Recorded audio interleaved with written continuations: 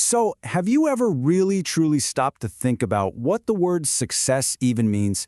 Today, we're going to tear down the usual definition and explore a totally different way to look at our lives, all based on the ideas in our source material. All right, let's jump right in. We're kicking things off at the most basic level. We're going to change the definition of the word itself. Because how you define success, well, that's pretty much the engine that drives your whole life.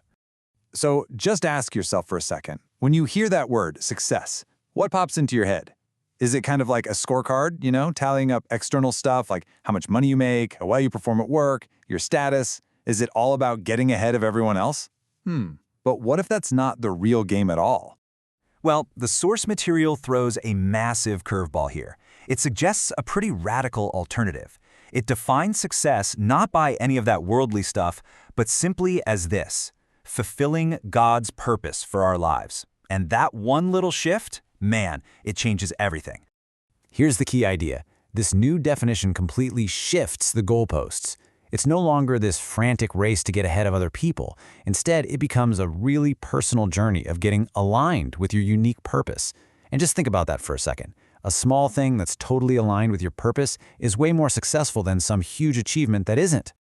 Okay, so if we're going to change the whole definition of success, that means we have to toss out the old scorecard, right? So how in the world do we measure if we're actually winning at what really matters?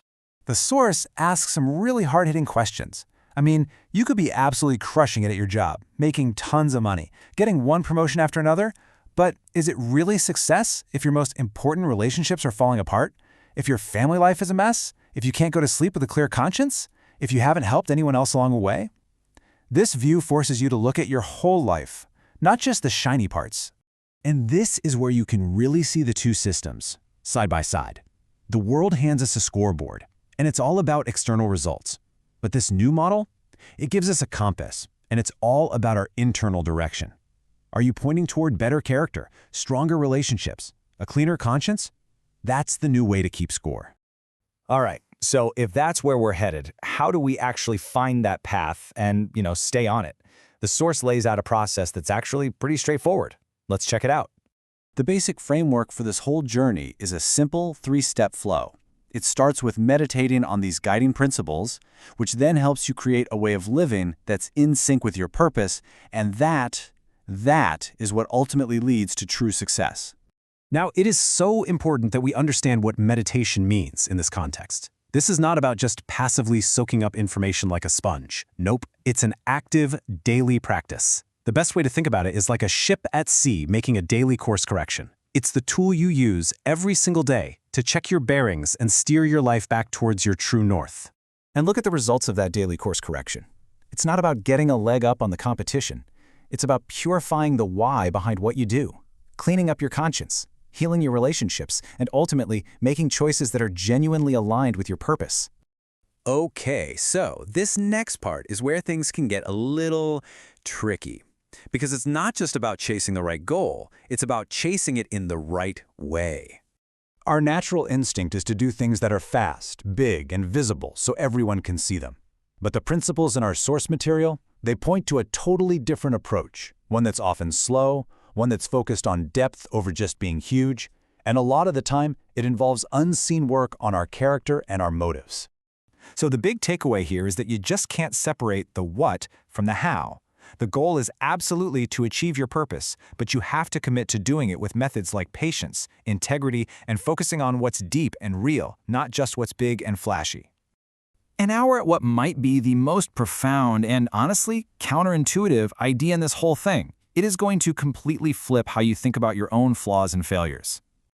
The source says this: our most powerful message to the world, it doesn't come from the places where we're strong and polished and perfect. It comes from where we are weak. So what on earth does that mean? It means success isn't about erasing all your weaknesses. It's about letting those very struggles, the places you've messed up, the places you've been humbled, become the source of your unique power to connect with and help other people. Your struggle becomes your story. Your weakness, that becomes your most powerful message. Okay, this all sounds pretty amazing, right? But how do you actually start living this way? Let's break it down into a few practical first steps. Here are 6 things you can do to make this real. First, lock in that new definition of success in your mind. Second, get super clear on your purpose. Actually write it down. Third, start that daily routine of course correction. Fourth, widen your view of success to include your whole life. Fifth, make a conscious choice to pick patience over hurry. And finally, number 6, reframe your weaknesses. Don't see them as flaws to hide, but as the very source of your real impact. And all of that brings us to one final, really powerful question to leave you with. In a world that is constantly screaming that bigger is better, if your work or your platform or your influence got smaller, but you were more aligned with your purpose than ever before, could you still call it a success? That's something to think about.